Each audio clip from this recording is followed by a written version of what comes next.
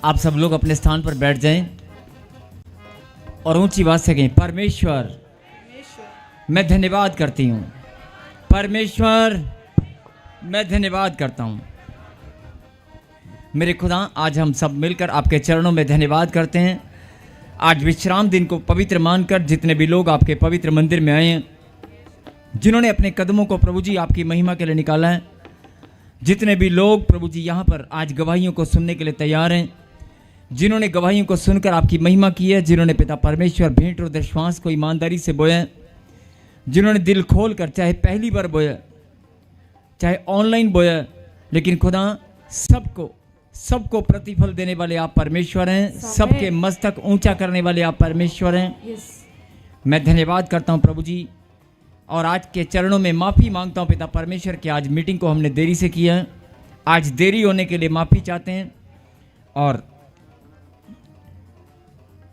जितने भी लोग बड़े लंबे समय से वचन का इंतजार कर रहे हैं, ये समय हम प्रार्थना करते हैं पिता परमेश्वर के अगला समय जो आपने हमारे जीवन में ठहराया है, खुदा के कलाम को सुनने के लिए हम सब तैयार हैं। जो तैयार हैं वो हालेलुया बोल रहे हैं। हालेलुया। जो तैयार हैं, खुदा के कलाम को सुनते ही आपका जीवन आज बदल जाएगा। आमीन। जो तैयार हैं वो जोरदार ताली बजा रहे हैं। आज वचन के लिए हम प्रार्थना करें। पवित्र परमेश्वर, आज तेरा वचन जो आपने अपने बच्चों के लिए भेजा है, हमारी आत्मिक उन्नति के लिए, हमारी चंगाई के लिए, हमारी बढ़ोतरी के लिए, हमारी कामयाबी सफलता के लिए, हमारी ब्लेसिंग के लिए, हमारे जीवन के बदलाव के लिए, हमारी खुशियों के लिए, हमारे आनंद के लिए, हमारे हौसले के लिए, मेरे खुदा हमारे रोजगार की आशीष के लिए जो आपने आज वचन भेजा है, आज हम उसे मिलकर रिसीव करते हैं और आपके चरणों में धन्यवाद की भेंट अर्पित करते हैं। हम तैयार हैं प्रभु जी आज के वचन को सुनने के लिए, आपकी शिक्षा जो आपने भेजी है उसे ग्रहण करने के लिए। कहें आमीन। आमीन। यस, निकालें होशे नबी की किताब, होशे और उसकी 6 चैप्टर 6 और वर्स 6 को हम पढ़ेंगे, 6 का 6। क्योंकि मैं बलिदान से नहीं, स्थिर प्रेम से, स्थिर प्रेम मतलब आपके प्रेम में स्थिरता होनी चाहिए। जो आपके अंदर प्रेम है, चाहे वो बेशक अभी आप नए प्रभु में आए हैं, आपका लगाव, आपकी भावना प्रभु के साथ अभी जुड़ी है, लेकिन परमेश्वर उसमें स्थिरता चाहते हैं। बोलो आमीन। आमीन। परमेश्वर सदा के लिए उसके अंदर ठहराव चाहते हैं। बोलो आमीन। आमीन। चाहे आप 2 साल, 3 साल, 4 साल से, जितने भी लंबे समय से आप परमेश्वर को जानते हैं या आपने अपने जीवन में परमेश्वर को ग्रहण किया, तब से लेकर आज तक आप टूटे नहीं, आप निराशा में नहीं गए। ये तो आप जानते हैं या प्रभु जानता है, लेकिन इंसान कमज़ोर है। वह बहुत बार टूट जाता है, बहुत बार निराशा में चला जाता है, हालात परिस्थिति कैसी भी हो, लेकिन परमेश्वर का जो प्रेम है आपके अंदर, उसमें कमी नहीं होनी चाहिए। आपके विश्वास में कमी नहीं होनी चाहिए। आपका जो प्रेम, जो परमेश्वर ने आपके अंदर प्रेम उत्पन्न किया है, आपके अंदर जो प्रेम डाल दिया है। बहुत सारे लोग प्रेम इंसान को करते हैं, रिश्तों को करते हैं, अपने बच्चों को करते हैं। छोटा सा बच्चा अचानक, अगर आपको ध्यान से सुने मेरी बात को, अगर छोटा सा बच्चा कोई, चाहे वो आपका रिश्तेदार है, चाहे वो आपके घर में कोई छोटा सा बच्चा है, आप दादा हैं, जो भी छोटा बच्चा होगा, वो अपनी मीठी मीठी बातों से, अपनी हरकतों से आपका ध्यान आकर्षित करेगा और आप ना चाहते हुए भी उसको प्रेम करेंगे। ना चाहते हुए भी आपका हाथ उसकी ओर जाएगा। ना चाहते हुए भी, भले ही आप कठोर हृदय के हैं, लेकिन उसका भोलापन, उसकी मासूमियत, उसकी हरकतें, उसका खेलना, उसका मुस्कुराना, उसका बोलना आपका ध्यान आकर्षित करेगा। आप उस नन्हे से बच्चे को टच करने के लिए आपका मन उमड़ेगा। बोल हालेलुया। हालेलुया। मतलब कि एक बच्चे की ओर अगर आपका ध्यान, आप समझ रहे हो मेरी बात, बच्चे की ओर आपका ध्यान अपने आप नहीं जाता, अंदर प्रेम उत्पन्न होता है तो जाता है। आपका हाथ ऑटोमेटिकली ऐसे नहीं चला जाता कि मैं इसको गोदी उठा लूं। आपका हाथ अपने आप ऐसे नहीं जाएगा।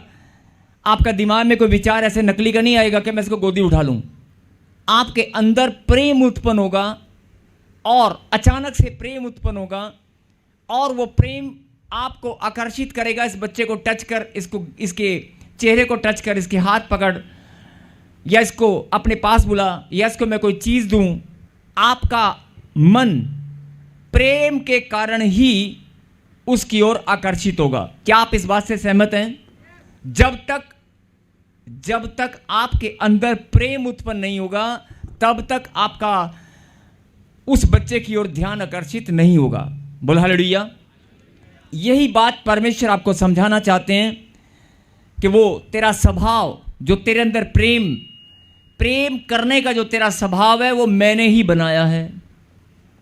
एक छोटे से बच्चे को तू प्रेम कर सकता है, अपने माता पिता को कर सकता है, अपने बहन को कर सकता है, अपने भाई को कर सकता है, अपनी पत्नी को कर सकता है। बेटे थोड़ी वॉइस खोल इसकी।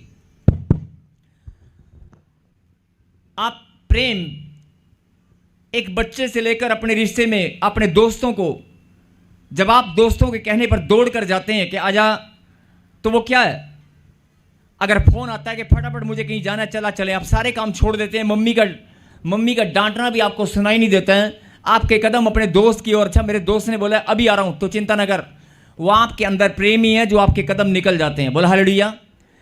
अब यही बात समझनी है कि जो प्रेम करने का स्वभाव है, ये परमेश्वर ने आपके अंदर बनाया है। बोला आमीन। हर एक इंसान के अंदर परमेश्वर ने प्रेम करने का स्वभाव रखा है। बोला आमीन। और यही बात परमेश्वर चाहते हैं कि अगर तेरे अंदर जो स्वभाव मैंने डाला है, वो तेरा प्रेम छोटे बच्चे को तू करता है, अपने माँ बाप को करता है, भाई बहनों को करता है, दोस्तों को करता है, मुझे भी कर ले, मुझे भी कर ले। मैंने तुझे बनाया है, तेरे रिश्तों को बनाया है। हालेलुया। मैंने तेरी जिंदगी तुझे दी है, तेरी जिंदगी में खुशी, आनंद और ब्लेसिंग दी है, मुझे भी कर ले। मैं भी तेरे अंदर जो मेरे प्रति प्रेम है उसमें स्थिरता चाहता हूं, उसमें निरंतर बढ़ोतरी चाहता हूं। मैं भी तुझे अपना प्रेम मैंने दिखा दिया है। मैं तो रोज ही करता हूं और मैंने पूरे जगत में अपना प्रेम दिखाया अपने बलिदान के द्वारा। लेकिन लोग क्या करते हैं, लोग परमेश्वर को खुश करने के लिए बलिदान, भेंट, पता नहीं क्या क्या लेकर आते हैं, जो उनका मन करता है वो लेकर आते हैं। परमेश्वर कहता है कोई बात नहीं, वो तेरी भावना है। आप मेरे भवन में कुछ भेंट लेकर आए हैं, चाहे वो लंगर सेवा में योगदान है, चाहे वो चर्च की कोई वस्तु है, कुर्सी है, दरियां हैं, कुछ भी आप लेकर आए हो, कुछ पैसे आप लेकर आए हो, कुछ भेंट आप लेकर आए हो, जो भी आप लेकर आए हो वो आपकी भावना है, आपका प्रेम उसके अंदर भी है। मैं उससे भी आपको देखता हूं, लेकिन तेरे अंदर जो और प्रेम है, भेंट लाना एक प्रेम का हिस्सा है, लेकिन जो तेरे अंदर जो प्रेम है उसमें मैं स्थिरता चाहता हूं। होता क्या है, जब आप कमज़ोर हो जाते हैं, जब कोई प्रॉब्लम आ जाती है, तो आपका प्रेम उखड़ने लगता है। वो प्रेम नहीं उखड़ता, वो आपका विश्वास उखड़ने लगता है। प्रेम कहीं साइड में हो जाता है, क्योंकि जो परमेश्वर का प्रेम है उसे कोई ना कम कर सकता है, परमेश्वर ही है जो बढ़ा सकते हैं। बोला आमीन। आमीन। उसे कोई कम नहीं कर सकता।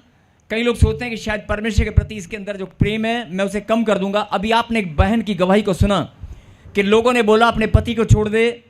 उसका पति के प्रति जो प्रेम था वो बढ़ता ही गया, उसने नहीं छोड़ा। और फिर उसको बोला कि तू चर्च को छोड़ दे, परमेश्वर को छोड़ दे, लेकिन उसने परमेश्वर के प्रति भी अपने प्रेम को बढ़ाकर रखा और आज उसकी जीवन में गवाही है। यही बात परमेश्वर चाहते हैं कि जो मैंने तेरे अंदर अपने प्रति प्रेम को रखा है उसे मैं बढ़ता हुआ और स्थिर देखना चाहता हूं। बोला आमीन। आमीन। ये मेरी इच्छा है। क्या आप इस इच्छा को पूरा कर सकते हैं? क्या आप अपने अंदर जो परमेश्वर के प्रति प्रेम है उसे दिखा सकते हैं? और ये सबूत है, ये बहुत बड़ा सबूत है कि आज विश्राम दिन को पवित्र मानकर बारिश के मौसम में भी पानी लबालब भरा भी हो, आंधी हो, तूफान हो, कुछ भी हो, चाहे बैठने की कोई जगह ना मिले, चाहे आने में रास्ते में कितनी भी रुकावट हो, लेकिन आपके कदम चल कर आते हैं। ये परमेश्वर का प्रेम है, ये परमेश्वर का प्रेम है। हालेलुया। ये ताजपुर चर्च के लोग, ये प्रॉफेट बजिंदर सिंह मिनिस्ट्री में या परमेश्वर के बेटे और बेटी किसी भी चर्च में जब कहीं जाते हैं वचन को सुनने के लिए, संडे के दिन वो कोई काम नहीं करते, उन्हें कुछ दिखाई नहीं देता। संडे के दिन केवल परमेश्वर का कलाम दिखाई देता है। मैं परमेश्वर के भवन में जाऊंगी जाऊंगी जाऊंगी। बहुत सारे लोग बोलेंगे आज मौसम खराब है, आज दिक्कत है, आज गाड़ी नहीं, आज प्रॉब्लम है, लेकिन आपके कदम निकलते हैं। यही बात ये स्थिरता का बहुत बड़ा सबूत है। आपके अंदर जो परमेश्वर के प्रति प्रेम की स्थिरता है उसका बहुत बड़ा सबूत है। और परमेश्वर ने क्या कहा, मैं बलिदान से नहीं स्थिर प्रेम से प्रसन्न होता हूं। जब आप चलकर यहां पर आते हैं, ये आपका प्रेम जो परमेश्वर के प्रति स्थिर है, चाहे दुनिया इधर की उधर हो जाए। बहुत मन में आता होगा, अरे आज ठंड है, आज बिस्तर से निकलने का मन नहीं कर रहा, आज घर पे गेस्ट आ गए हैं, आज तो पकवान बनेंगे, नहीं नहीं आज तो बहुत सारे लोग इकट्ठे होने वाले हैं, कोई फंक्शन में जाना है, शादी है, किसी की बर्थडे पार्टी है, लेकिन आपका मन नहीं नहीं नहीं नहीं, मेरा मन नहीं विचलित होगा, मेरा ध्यान विचलित नहीं होगा। संडे का दिन केवल एक ही दिन है जो मुझे परमेश्वर के लिए समर्पित होकर अपना प्रेम उसे दिखाना है। और अगर अंदर प्रेम होगा तो कदम अपने आप निकल कर आएंगे। आमीन। यह सबसे बड़ा सबूत है आपकी स्थिरता का। परमेश्वर के प्रति जो प्रेम आपके अंदर है, उसके अंदर जो स्थिरता है, ये आज इससे आप समझ सकते हैं कि कितना ज्यादा स्थिरता आपके अंदर है। आप हर संडे को यहां पर चलकर आते हैं। मैं आपका धन्यवाद करता हूं और परमपिता परमेश्वर का भी धन्यवाद करता हूं जिसने आपके जीवन में अपने प्रेम को रखा है। बोलो आमीन। आमीन। और जितने भी लोग ब्रांच में जा रहे हैं, जितने भी लोग ऑनलाइन जुड़े हुए हैं, उनके अंदर भी ये चिन्ह है इस बात का कि आपके अंदर परमेश्वर का प्रेम स्थिर है, उसे कोई हटा नहीं सकता। बोलो आमीन। आमीन। और लिखा, मैं आपके स्थिर प्रेम से प्रसन्न होता हूं। मतलब जो लोग बोलते हैं कि पता नहीं परमेश्वर मेरे जीवन में कब प्रसन्न होगा, कब मेरे जीवन में आशीष आएगी। अरे जब आपने खुदा को प्रसन्न ही कर दिया तो फिर शंका क्यों करते हो? जब आपने खुदा को प्रसन्न कर दिया तो फिर शंका क्यों करते हो? जब खुदा ही परमेश्वर ही आनंदित है आपके आने से, आपके बोलने से, आपके उठने बैठने से, आपके गवाहियों को सुनने से, आपकी आराधना करने से, वो आनंदित है। और मैं नहीं बोल रहा हूं, आज खुदा के कलाम से आपको पता चल गया कि आपका आना, आपका बैठना, आपका कलाम को सुनना खुदा को भाता है। हालेलुया।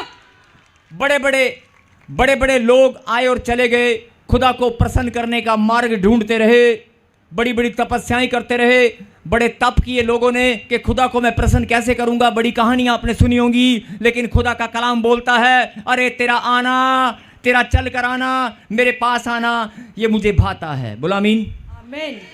केवल अगर तुम मेरे पास चलकर भी आई है तो मुझे ये अच्छा लगता है। तुम मेरे नाम पर इकट्ठा होते हो, मुझे अच्छा लगता है। बोला आमीन।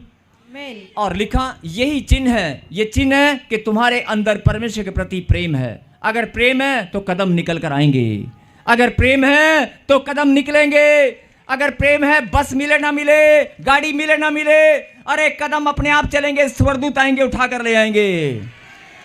ये प्रेम ही है। और आज मैं आपको बता रहा हूं कि 3 साल, 4 साल, 5 साल, 3 महीने, जितने भी लंबे समय से आप आ रहे हो, ये भविष्यवाणी है, नोट करना जो ऑनलाइन सुन रहे हैं।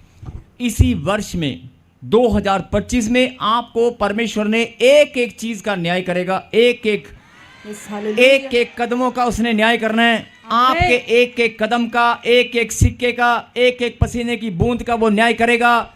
वो आपके प्रेम का भी वो न्याय करेगा, खरा न्याय। बोला आमीन। आमीन।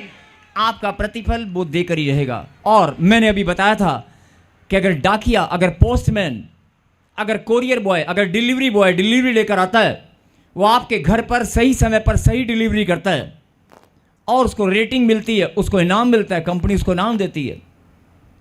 खुदा के दूत भी आपकी आशीष लेकर बैठे हैं। आपकी ब्लेसिंग के ऊपर आपका नाम, आपका घर का एड्रेस लिखा हुआ है, आपके बच्चों के ऊपर भी लिखा हुआ है। वो भी आपके घर में ही आएगी, कहीं और नहीं जाएगी। लेकिन मैं आपको बता रहा हूं, समय, टाइम और आपका घर इसी साल में 2025 में। और और मैं बड़े ही दावे के साथ बोल रहा हूं, बड़े ही चैलेंज के साथ बोल रहा हूं, लेकिन अपने प्रभु के नाम में, अपने पास से नहीं, प्रभु के नाम पर मेरे परमेश्वर की सामर्थ को मैं जानता हूं, उसके कलाम को जानता हूं, और आप भी जानते हैं। अगर उसने वायदा किया है, उसका वायदा, उसकी वाचा खरी है।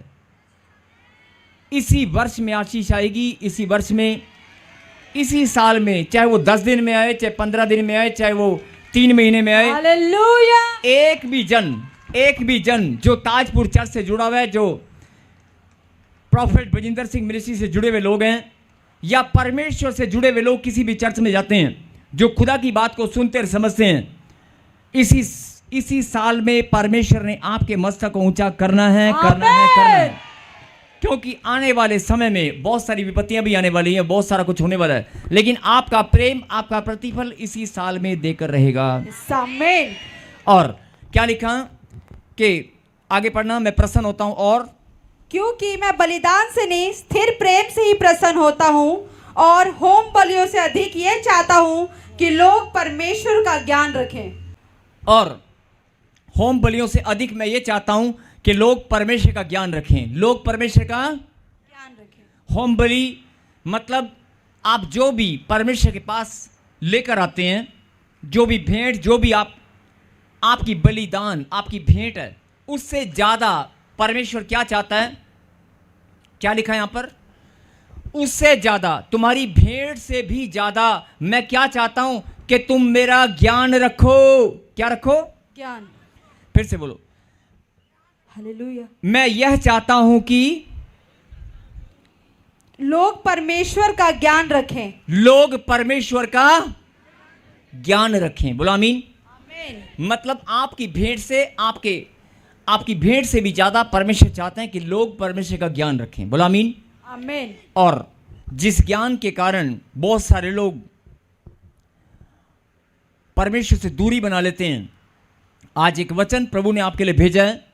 ये तो एक संदेश था, वचन के माध्यम से प्रभु आपको बताना चाहते थे कि तेरे अंदर जो प्रेम है, मेरी दृष्टि निरंतर तुझ पर लगी रहती है। बहुत बार कदम डगमगाते हैं कि चर्च में जाऊंगी कि नहीं जाऊंगी, यार आज बारिश है, यार छोड़ना।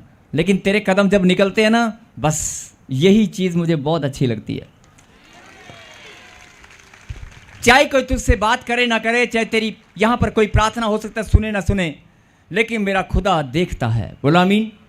जब आप फैसला करते हैं ना कि संडे का दिन मेरे खुदा का दिन है, मैं प्रभु के भवन में जाऊंगी, मुझे कुछ और नज़र नहीं आता, मुझे कोई पार्टी नज़र नहीं आती, मुझे कोई शादी, कोई फंक्शन नज़र नहीं आता, मुझे तो प्रभु का घर ही नज़र आता है।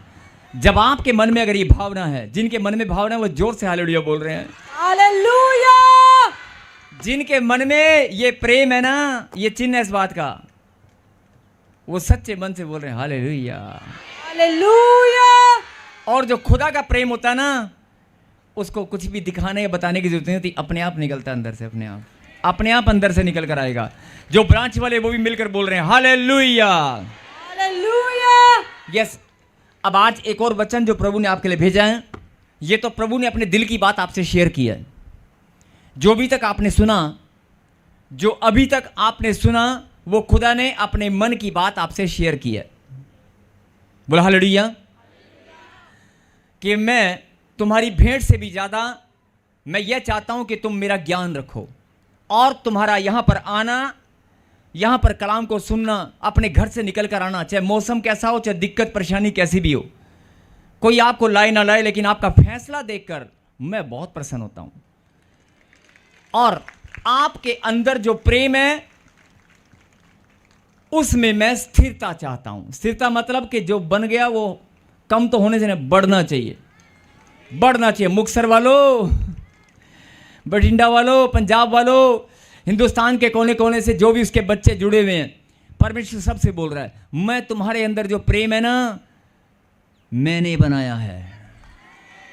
अगर मैंने तुम्हारे अंदर अपने प्रेम को डाला है, उसमें मैं स्थिरता को चाहता हूं, मतलब मैं बढ़ोतरी चाहता हूं। बोला आमीन। ये प्रेम बढ़ना ही चाहिए, कम नहीं होना चाहिए। अगर आपके अंदर ये फैसला है, आप इस बात को समझ चुके हैं, तो फिर आपकी ब्लेसिंग, आपकी बढ़ोतरी कोई दुनिया की ताकत नेवर, कभी भी सोच ही नहीं। आपकी बढ़ोतरी निश्चित है, आपकी बढ़ोतरी भी निश्चित है। आपकी इच्छाएं, आपकी जो भी इच्छा है, जो भी आपका मन है, परमेश्वर सब इच्छाओं को जानते हैं, आपके मन की भावना को जानते हैं। आपके बच्चों के आने वाले समय में आपकी जो इच्छाएं कि मेरा बच्चा कुछ बन जाए, ये हो जाए, सब बातों को परमेश्वर जानते हैं और वो आपको बढ़ाकर ही छोड़ेंगे। आपकी इच्छा को, आमीन, आपकी इच्छा को पूरा करके ही रहेंगे। बोला आमीन। और मैं फिर कभी बताऊंगा कि जो दिक्कत आती है, जो प्रॉब्लम आती है, जो समय लंबा हो जाता है, वो क्यों होता है, ये आप एक वचन से मैं आपको समझाऊंगा। लेकिन आज जो परमेश्वर ने वचन हमारे बीच में, अभी जो मैंने कहा ना, जो अभी तक आपने सुना और समझा, वो परमेश्वर के दिल की बात है। अभी जो परमेश्वर वचन आपके लिए भेजा, वो निकाले रोमियो की किताब 8वां अध्याय और वर्ष 28, 8 का 28 को हम पढ़ेंगे। और इस वचन में जाने से पहले, इस वचन को सुनने से पहले अपने ध्यान को केंद्रित करें, अपना ध्यान इधर उधर भटकने न दें। और आज का वचन जो आपके जीवन में अभी तक हडल्स, रुकावट, जो आपके जीवन में अभी तक शंकाएं, नेगेटिविटी, रुकावट, कोई श्राप, कोई बद्दुआ, कोई जादू टोना, कोई भी प्रॉब्लम थी, या आपके बॉस आपका कहना नहीं मान रहे, या आपका कोई प्रोजेक्ट, कोई भी काम रुका हुआ है, आज इस बात को समझते ही आपके काम बनने लगेंगे। आमीन, आपकी गवाहियां बनने लगेंगी। आमीन। हम जानते हैं कि जो लोग परमेश्वर से प्रेम रखते हैं, उनके लिए सब बातें मिलकर भलाई ही को उत्पन्न करती है। अर्थात रुको, एक लाइन बोलो, फिर से बोलो। जो लोग परमेश्वर से प्रेम रखते हैं, उनके लिए सब बातें मिलकर भला ही को उत्पन्न करती है। बस अभी थोड़ी देर पहले मैंने आपको परमेश्वर के दिल की बात बताई कि आप खुदा से प्रेम रखते हैं कि नहीं। जवान बच्चे, जो जवान है वो कहें हालेलुया। हालेलुया। परमेश्वर का वचन जिनके अंदर जाता है ना, वो सब जवान हो जाते हैं। Yes, hallelujah. बूढ़ा कोई नहीं रहता है। परमेश्वर का वचन अगर आपके अंदर गया तो वो सब चंगे हो जाते हैं। आमीन। बीमार कोई नहीं रहता है। अगर परमेश्वर का वचन, मैंने कहा ना, आपके अंदर गया तो आप जवान हो जाएंगे, आपके अंदर गया तो आप बीमार नहीं है, चंगे हो जाएंगे। आमीन। अगर आप कर्जे में तो आप धनी हो जाएंगे। जो धनी है, जो जवान है, जो धनी है, जो जवान है, जो चंगे हैं, आज परमेश्वर उनसे बात करना चाहता है। हालेलुया। और जो विश्वास कर रहे हैं कि मैं चंगा हूं, वो बीमार नहीं है। जो विश्वास कर रहे हैं कि मैं जिंदा हूं, हाँ, जिंदा कितने लोग हैं यहां पर? ताली बजाकर महिमा दे परमेश्वर को। अभी मैंने आपको बताया कि परमेश्वर ने अपने दिल की बात आपसे शेयर की। वह तो उसके वचन, उसकी वाणी, सब बातें उसके मन की ही बातें हैं जो हमें वो समझाना चाहता है।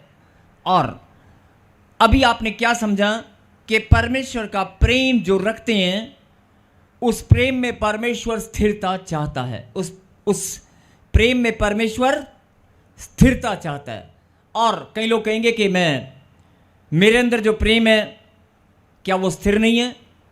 स्थिरता की सबसे बड़ी पहचान यही है कि मौसम कैसा भी हो, हालात कैसे भी हो, पहला स्थान आप परमेश्वर को देते हैं।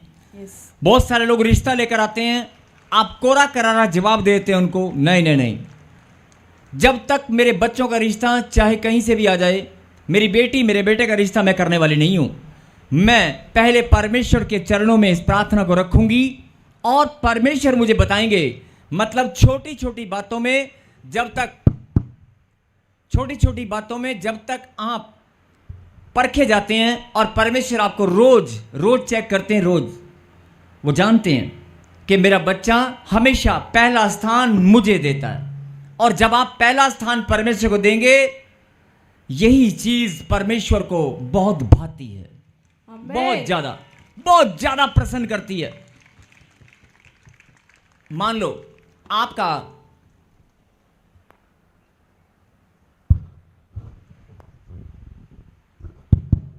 लो आपके बच्चे अपनी मर्जी से कोई चीज खरीदने लगें और आपसे पूछे नहीं या अपनी मनमर्जी करने लगे तो आपको थोड़ा सा तो बुरा लगेगा। बेशक आप कॉपरेट कर लेते हैं, बेशक आप उनकी हाँ में हाँ मिला लेते हैं, लेकिन आपको बड़ा अजीब लगता है कि यार अब ये मुझसे पूछते भी नहीं है, बड़े हो गए हैं। लेकिन अगर बच्चे आपसे पूछे कि मम्मी मैं क्या लूं, तो मां और पिता का जवाब यही होता है, बेटे जो तुझे पसंद है वही ले ले। एडमिशन कहां पे लूं, जहां तुझे दिल करे बेटे वहां पे ले ले। तो ऐसे ही हमारा परमेश्वर भी है, ऐसे ही हमारा परमेश्वर भी है। जब हम उसको पहला स्थान देते हैं, जब हम उससे पूछते हैं प्रभु मैं क्या करूं, आप मुझे गाइड करें, आप मुझे बताएं, तो परमेश्वर का जवाब ही होता है, अरे जो तेरी पसंद है वही तो मेरी पसंद है। हालेलुया। लोग घबराते हैं कि ना नहीं ये लड़की मुझे पसंद है, ये लड़का मुझे पसंद है, ये दुकान मुझे पसंद है, ये जगह मुझे पसंद है, मैं अपना दिमाग चला लूं और मैं फटाफट इसकी रजिस्ट्री करा लूं, मैं ये खरीद लूं। आप ऐसा सोचते हैं, लेकिन आपका सोचना फटाफट डिसीजन ले लेते हैं। और या आपको कोई कहता है देख 3 घंटे का टाइम, अगर तू बयान ना करवा के फटाफट यूं करते देख तेरे इतने पैसे बन जाएंगे। कोई भी स्कीम आपको बताते हैं, आप स्कीम में फंस जाते हैं और डिसीजन ले लेते हैं, लेकिन आप परमेश्वर से पूछना भूल जाते हैं, प्रार्थना करना भूल जाते हैं।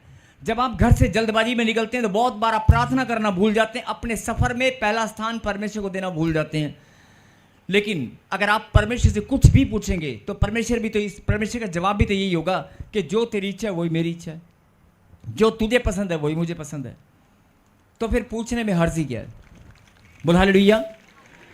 और आपका प्रेम, परमेश्वर को कुछ चाहिए नहीं होता, परमेश्वर सिर्फ यही बात देखते हैं कि यार ये बच्चा मुझे प्रेम करता है, बस इतनी सी बात उसे अच्छी लगती है, और फिर वो अपना दिल खोल देता है। अपनी ब्लेसिंग तुम्हारे पर, दुनिया भर की जितनी भी ब्लेसिंग है सब तुम्हारे पास आएंगी।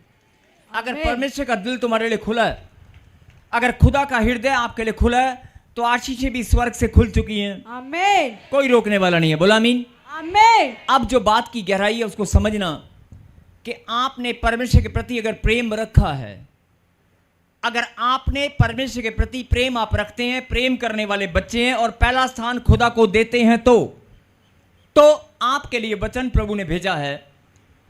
हम जानते हैं कि लोग परमेश्वर से प्रेम रखते हैं, उनके लिए सब बातें मिलकर भलाई को ही उत्पन्न करती हैं, और उन्हीं के लिए जो उसकी इच्छा के अनुसार बुलाए हुए हैं। बोलो आमीन। आमीन। उन्हीं के लिए जो उसकी इच्छा के अनुसार बुलाए हुए हैं। क्या आप उसकी इच्छा के अनुसार बुलाए गए हो? मैंने कहा क्या आप उसकी इच्छा के अनुसार बुलाए हुए हो? आपकी आत्मा, आपका हृदय गवाही देता है।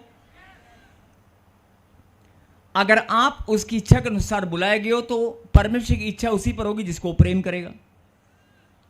परमेश्वर की इच्छा भी उसी पर खुलेगी जिस पर वो प्रेम करेगा। इसका मतलब परमेश्वर आपसे प्रेम रखते हैं। अगर आपका मन, आपका हृदय इस बात की गवाही देता है कि मुझे बुलाने वाला परमेश्वर है, तो इसका क्या मतलब है? कि सीधा सीधा मतलब यही है कि परमेश्वर आपसे प्रेम रखते हैं, उसी ने आपको चुना और बुलाया है।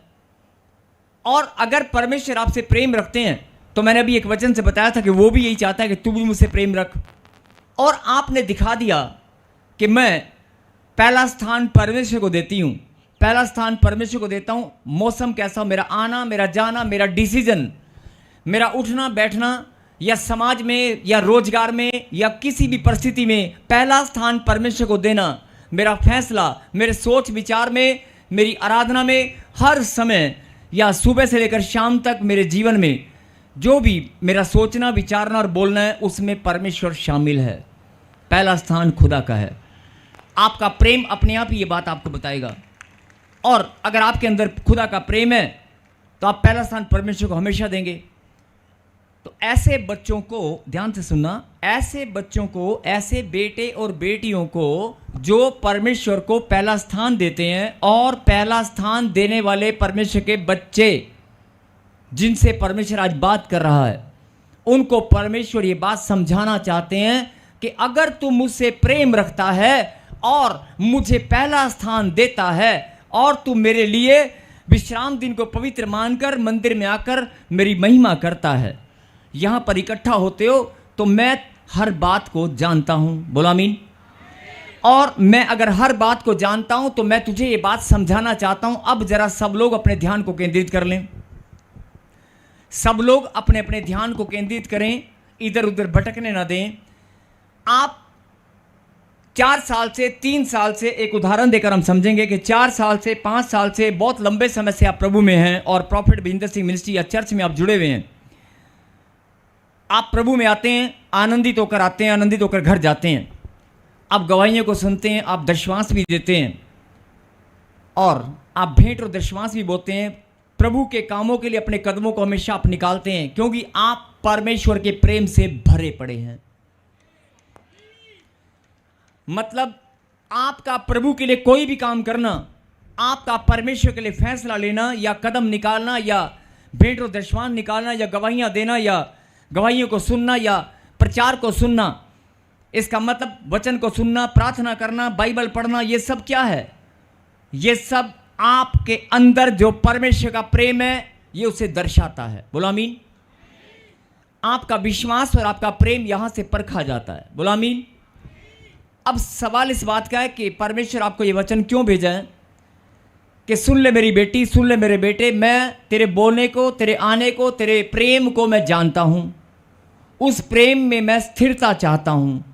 मैं तेरे बोलने को, तेरे बैठने उठने को, तेरे विश्वास को, मैं हर बात को जानता हूं, लेकिन मैं तुझे एक बात और बताना चाहता हूं कि सब बातें मिलकर भलाई को उत्पन्न करती हैं। बोलो आमीन।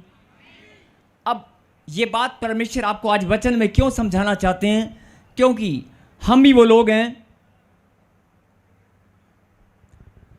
हम ही वो लोग हैं जो परमेश्वर को पहला स्थान देते हैं, लेकिन जब जीवन में कोई कुछ भी गलत होता है, कुछ भी नुकसान होता है, तो हम कहते हैं हाय नुकसान हो गया, हाय ये काम रुक गया, ओए होए यार मेरा तो यार बस मेरे को ये टेंडर मिलना था, ये टेंडर यार रुक गया, यार किसी और को मिल गया, अरे मेरे बच्चे का वीज़ा लगते लगते रुक गया, अरे आइलेट्स में नंबर आते आते पता नहीं यार खुदा की क्या मर्जी है। क्या बोला आपने? पता नहीं खुदा की क्या मर्जी है।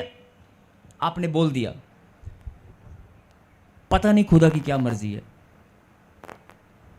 जब आपके घर में, ध्यान से सुनना, कोई प्रॉब्लम आती है, कोई हालात परिस्थिति जो आप चाह रहे थे वो नहीं होता है, या रिश्ता खराब हो जाता है, या कोर्ट कचहरी में आपको जाना पड़ता है, या कोई भी प्रॉब्लम आपके जीवन में आ जाती है, कोई बीमारी निकल आती है, तो बहुत सारे लोग और खास तौर पर मसीह लोग निराशा में जाते हैं और एक ही बात बोलते हैं, पता नहीं है, पता नहीं क्या हो गया, मैं तो प्रभु में चलने वाली हूं, मेरा बेटा ऐसा नहीं था, पता नहीं कैसे गलत संगति में चला गया, पता नहीं ये काम क्यों रुक गया, या पता नहीं मेरा बच्चे ने गलत डिसीजन कैसे ले लिया, या मेरे जीवन ऐसा नहीं था, ऐसा क्यों हो गया। जब आप शंका में या सवालों में घिर जाते हैं, जब आप किसी नुकसान को देखकर, किसी काम को, जो काम आपके जीवन में रुक जाते हैं, उन कामों को रुकता हुआ देखकर आप निराशा में चले जाते हैं, आपके मन में सवाल आता है कि क्यों हो रहा है या नुकसान क्यों हुआ।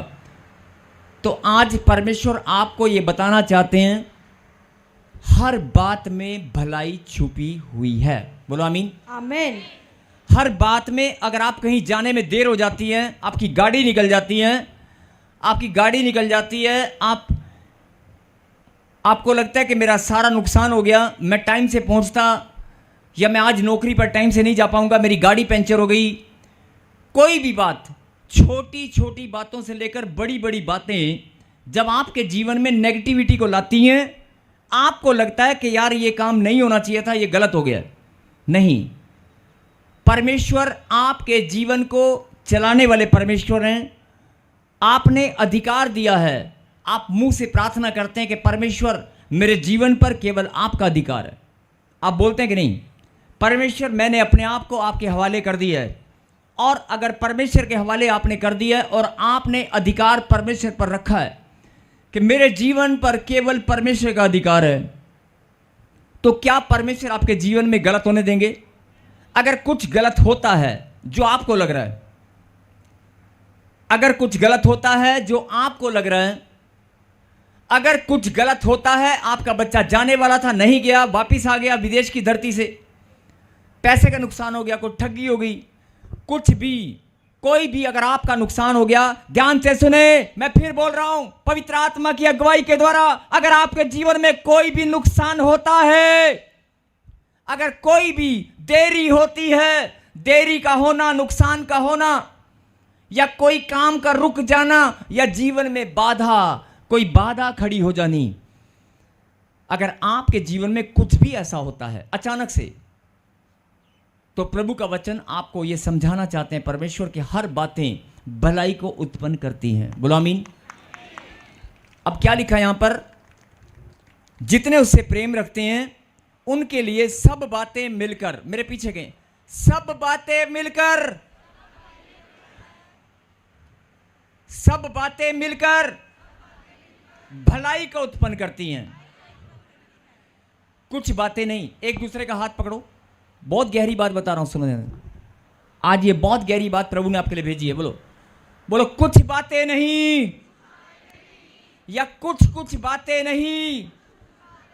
फिर से बोलो, कुछ बातें नहीं, सब बातें। फिर से बोलो, कुछ बातें नहीं, सब बातें, सारी बातें जो मेरे जीवन से जुड़ी है भलाई को उत्पन्न करती हैं। मैं धन्यवाद करता हूं। ताली बजाकर महिमा करे परमेश्वर को। अब मैंने आपके हाथ क्यों जुड़वाए और आपके मुंह से क्यों निकलवाया कि आपको लग रहा है कि यार कुछ बातें तो हो सकता है भलाई के लिए हो, कुछ बातें यार नुकसान के लिए भी है। नहीं नहीं नहीं नहीं। अभी मैं आपको एक छोटी सी कहानी सुनाता हूं, जरा ध्यान से सुने। और ये कहानी बहुत सारे लोग जानते हैं कि एक राजा था। बहुत सारे लोग जानते हैं, बचपन में बहुत सारे लोगों ने सुनी होगी। एक राजा था, उसका एक मंत्री था, और मंत्री बहुत सारे होते हैं, लेकिन वो मंत्री बहुत लाडला था। और वो लाडला मंत्री जब भी कोई बात होती तो कहता था अच्छा हुआ, अच्छा हुआ, अच्छा हुआ।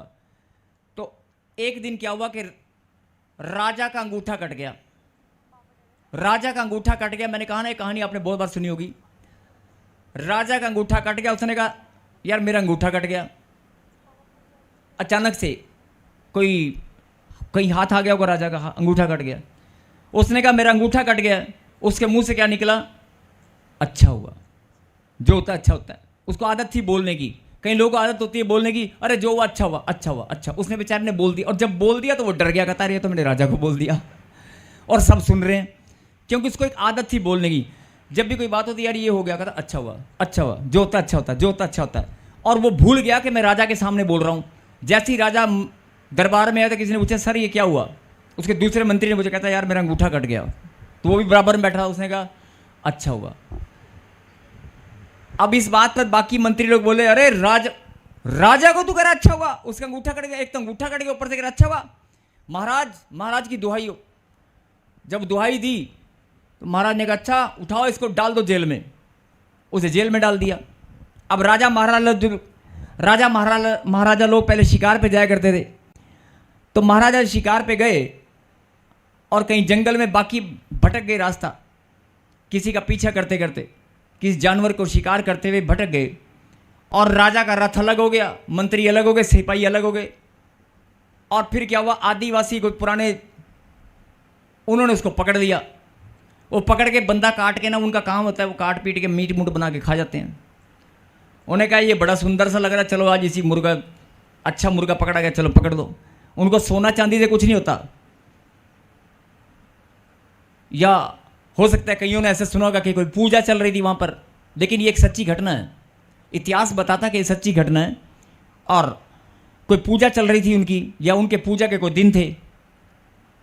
कोई कहता है कि पूजा चल रही थी, कोई कहता है कि पूजा के दिन थे। उन दिनों में जो मीट मांस होता है, जब उसको पकड़ कर काटने के लिए लाए गए तो किसी राजा के टुकड़े टुकड़े करने के लाए गए, कहते हैं तो यार अंगूठा ही नहीं है इसका, तो इसका अंगूठा नहीं है भाई, ये तो पहले से ही मतलब अंगूठा नहीं है तो मतलब उसको शुद्ध नहीं माना जाता। या बलिदान पूजा के लिए चढ़ाना तो कहते हैं शुद्ध नहीं है, ये तो पहले ही कटा हुआ है, अशुद्ध है। और उन्होंने राजा को कहा चल भाग जा, छोड़ दिया। राजा को छोड़ दिया। ये कहानी आप सब जानते हैं। जब राजा को छोड़ दिया, लेकिन कहानी सुनने से कुछ समझ में आएगा। जब राजा को छोड़ दिया तो राजा ने क्या किया, उन्होंने कहा यार आज तो मैं मौत के मुंह से बच के आ गया। तब उसे बात आई अच्छा हुआ। तब उसे उन्हें जाते ही सबसे पहले काम क्या किया, बुलाओ मेरे मंत्री को। कह रहा यार तेरा बहुत बहुत धन्यवाद, मैं तेरी बात को समझ नहीं पाया था। कह रहा यार तू तो यार सही में अच्छा हुआ। उस दिन से राजा भी कहता जो होता है अच्छा ही होता है, अच्छा हुआ, अच्छा हुआ, अच्छा हुआ। यही बात परमेश्वर आपको समझाना चाहते हैं कि अगर तेरे जीवन में कुछ भी हुआ है ना, अरे मैं तो देख रहा हूं ना, मैं तो देख रहा हूं। तेरा नेगेटिव नहीं होना चाहिए, मतलब आप टूटने नहीं चाहिए, आपका प्रेम स्थिर बना रहना चाहिए। जो प्रेम है वो स्थिर रहना चाहिए। आप हो सकता है 2 मिनट के लिए आप चिंता में पड़ जाएं कि यार नुकसान हो गया, कि प्रॉब्लम आ गई, बच्चे ने जाना था नहीं गया। क्या मालूम प्रभु तुम्हारे बच्चे को सुरक्षा देना चाहते हो, क्या मालूम उस विदेश की धरती पर कोई आपत्ति आने वाली हो, क्या मालूम आपका जहाज छूट गया, आपकी ट्रेन छूट गई, उसका एक्सीडेंट होने वाला हो। मतलब मुझसे ज़्यादा आप इन बातों को जानते हैं। और आज ये वचन मुझे प्रभु ने अभी इसलिए दिया कि बहुत सारे लोग कुड़कुड़ाते हैं, बड़बड़ाते हैं, और मसीह लोग जब कुड़कुड़ाते हैं, बड़बड़ाते हैं ना, तो मुझे अच्छा नहीं लगता। जब मसीह लोग कुड़कुड़ाते और बड़बड़ाते हैं, जब प्रभु के बेटे और बेटियां कुड़कुड़ाते हैं कि यार ये क्या हो गया, वो क्या हो गया, आप शैतान को मौका देते हैं। नहीं, अगर आपका बच्चा विदेश की धरती से वापस आया, इसमें भी कोई भलाई है, बहुत बड़ी भलाई है। बोलो आमीन। अगर आपका बच्चा विदेश की धरती पर जा चुका है और वहां पर उसको रोजगार नहीं मिल रहा, अभी परमेश्वर ने उसको खाली बैठा रखा है, अच्छी बात है। क्या मालूम वो रोजगार पर जाने वाला था, कोई उसको कुछ होने वाला था। हर बात, अभी फिर से बोले, कुछ बातें नहीं, कुछ बातें नहीं, सब ब्रांच वाले बोलेंगे कुछ बातें नहीं, कुछ बातें नहीं, सब बातें सब बातें भलाई को उत्पन्न करती हैं। भलाई को उत्पन्न करती है। ताली बजाकर प्रभु को धन्यवाद दें। कुछ बातें नहीं, सब बातें। और आज से ये शिक्षा है, आप अपनी सोच में, अपने विचार में अगर कुछ भी हुआ ना, इसका मतलब उसके पीछे परमेश्वर की कोई बड़ी योजना है। आमीन। मतलब हो सकता है कि नुकसान इसलिए, ध्यान से सुनना,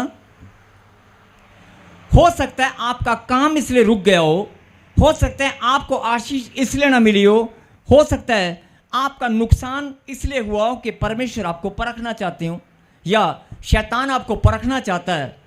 परमेश्वर परखते नहीं है, परमेश्वर परीक्षा में जाने देते हैं। सुनेंगे ध्यान से, परमेश्वर किसी की परीक्षा नहीं लेते हैं, परीक्षा में जाने देते हैं। शैतान अगर आपको परखना चाहता है कि कितना मजबूत है, हो सकता है आप परखे जाएं और परख कर आप जीत जाएं और परमेश्वर से उससे भी बड़ा उससे भी बड़ा फल पाएं। हालेलुया। इसलिए आप निराशा में मत जाएं। आपकी बेटी को नौकरी नहीं मिली, आपकी बेटी को बच्चा नहीं हुआ, आज आपके घर के अंदर, आपके घर में लड़ाई झगड़ा है। अब लोग कहेंगे लो जी ये कैसी भलाई की बातें हैं। जिनके घर में लड़ाई झगड़ा है, कई लोग बोलेंगे कि ये कैसी भलाई की बातें हैं। यस, अगर लड़ाई झगड़ा भी है तो भी ये बातें भलाई को उत्पन्न करेंगी। आमीन। अब लोग कहेंगे ऐसे कैसे हो सकता है, हर बात, मैंने कहा कुछ बातें नहीं, सब बातें नहीं। सोच में पड़ गए होंगे लोग, अगर लड़ाई झगड़ा बार बार पति, बार बार बच्चे लड़ी जा रहे हैं, घर में लड़ाई झगड़ा बंद ही नहीं हो रहा, ये भलाई को उत्पन्न करेगी नहीं करेगी, बताओ करेगी? मैंने बोला तो आप विश्वास कर रहे हो कि हाँ करेगी, लेकिन हकीकत में क्या है? लड़ाई झगड़ा क्या है? लड़ाई झगड़ा तेरी कमजोरी की निशानी है। लड़ाई झगड़ा तेरे परमेश्वर के वचन से दूरी होने की निशानी है।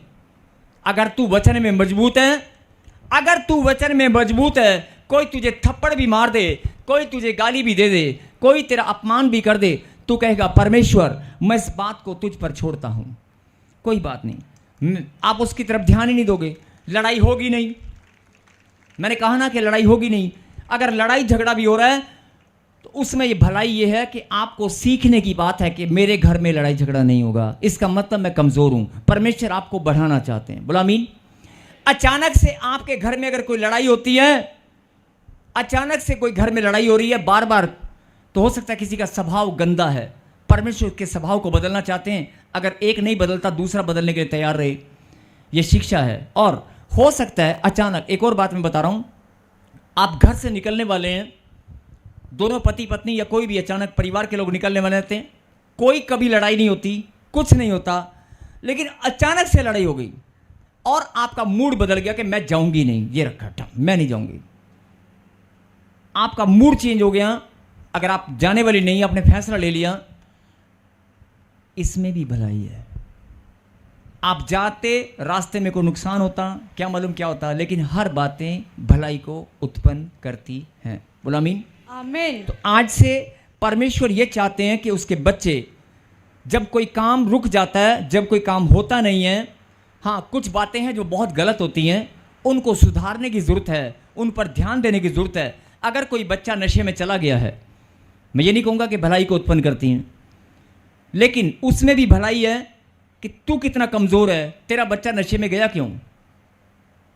तूने उसकी पालन पोषण में कोई तो कमी रखी होगी, या हो सकता है कोई बुरी संगति ने उसको घेर लिया होगा, लेकिन तू मजबूत बन, प्रार्थना में वो छूट जाएगा। परमेश्वर, अगर आपके बच्चे गलत संगति में हैं, मैं ये नहीं कहूँगा कि वो, लेकिन मैं ये जरूर कहूँगा कि वो भी भलाई को उत्पन्न करेंगी, वो भी आत्माएं बचेंगी। बोला आमीन। आपके बच्चे बदलेंगे अगर आप इस वचन पर भरोसा करते हैं कि नहीं, मुझे नेगेटिव नहीं बोलना, क्योंकि जब आपके बच्चे बुरी संगति में जाते हैं तो सबसे पहले चिंता में आप पड़ते हैं, टेंशन में आप चले जाते हैं।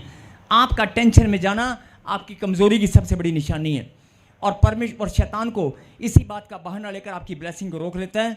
और परमेश्वर चाहते हैं कि नहीं, आज से तू ये फैसला कर कि परमेश्वर मैं चिंता नहीं करूँगा, मैं चिंता नहीं करूँगी। जो आशीष तूने मेरे लिए रखी है, जो बदलाव, जो ब्लेसिंग, जो खुशी, जो चंगाई तूने मेरे लिए रखी है, वो तेरे दूत मेरे लिए लेकर ही आएंगे। अगर एक कोरियर वाला, एक पोस्टमैन सही समय पर सही डिलीवरी कर सकता है, तो खुदा के दूत भी मेरी चंगाई को सही समय पर लेकर आएंगे, मेरी भी बढ़ोतरी होगी। बोलो आमीन। आमीन। यस, जोरदार ताली बजाकर। परमेश्वर चाहते हैं कि आप उसके ज्ञान को,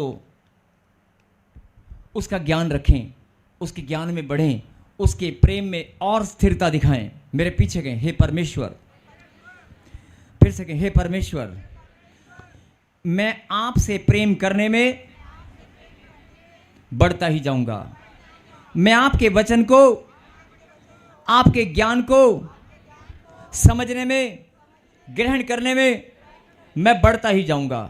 हे परमेश्वर, मुझे बल दे, हे परमेश्वर, मुझे सामर्थ दे।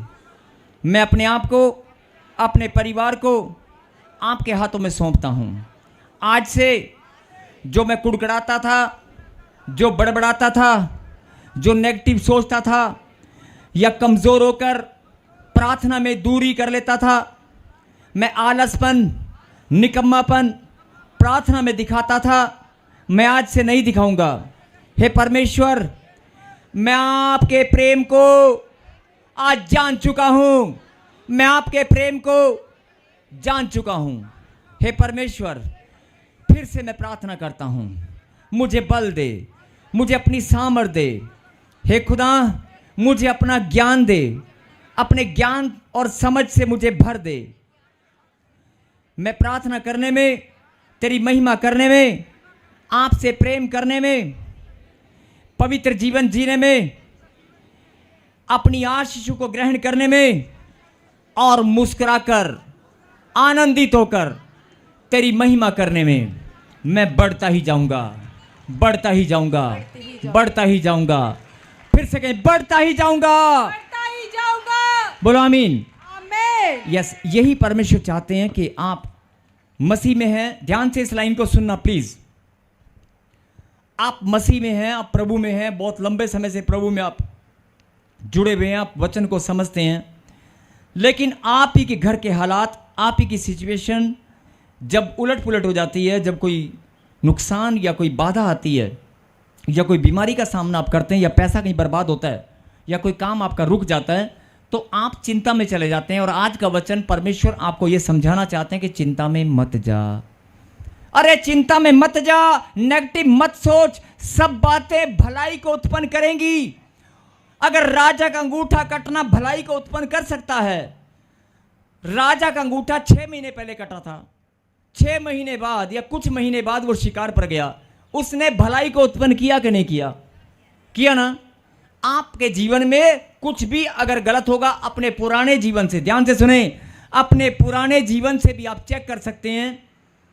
आपके जीवन में कुछ भी अगर गलत हुआ होगा तो उससे एक भलाई भी निकल कर आई होगी। आप चेक करके देखना। अगर कोई समय रुक गया होगा, किसी कारण से आप रुक गए होंगे किसी काम को, तो उसके बाद कोई भलाई भी आई होगी, उसके बाद बढ़ोतरी भी हुआ होगा। बोलो हालेलुया। और जितने भी लोग ताजपुर चर्च में प्रॉफिट बजिंदर सिंह मिनिस्ट्री में आए हैं, मैं उनके लिए प्रार्थना करता हूं कि मेरे खुदा आज का वचन इनके जीवन में पूरा हो। बोलो आमीन। आमीन। मेरे पीछे के हे परमेश्वर, आज से मैं शंका नहीं करूंगा, मैं प्रार्थना में बढ़ूंगा। मैं जान चुका हूं सब बातें, कुछ बातें नहीं, सब बातें मिलकर भलाई को उत्पन्न करती हैं। तेरा वचन पूरा होकर रहेगा। बोलो आमीन। आमीन। आप आंख बंद करें और प्रार्थना करें कि प्रभु, हालात परिस्थिति कुछ भी हो, मैं इस बात को समझ चुका हूं कि आपका वचन मेरे जीवन में पूरा होकर रहेगा, और जो हो चुका उसके पीछे कोई भलाई है। लेकिन अब मेरी ब्लेसिंग कोई दुनिया की ताकत रोकने वाली नहीं है।